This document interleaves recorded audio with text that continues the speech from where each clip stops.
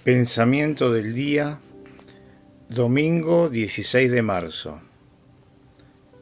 Esperar en Dios. La confianza. Bendito el hombre que confía en Dios. Hay que crecer en confianza.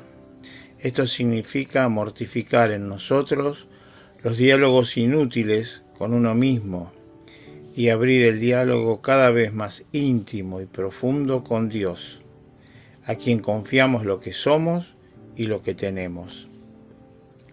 Necesitamos aumentar en nosotros día tras día la confianza. Además, ¿hay algo más inteligente que fiarse de Dios? Sin embargo, la libertad que Dios nos ha regalado nos pone en la alternativa de creer o no en el amor que es Dios. Alternativa absurda para quien tiene fe, porque si Dios es y si su ser es amor, la confianza completa en Él no es más que la consecuencia lógica. Chiara Lubich, Escritos Espirituales 2, editorial Ciudad Nueva.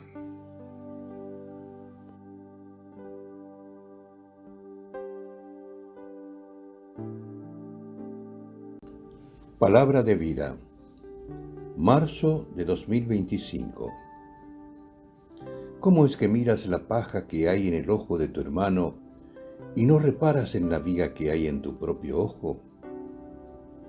Evangelio de Lucas, capítulo 6, versículo 41.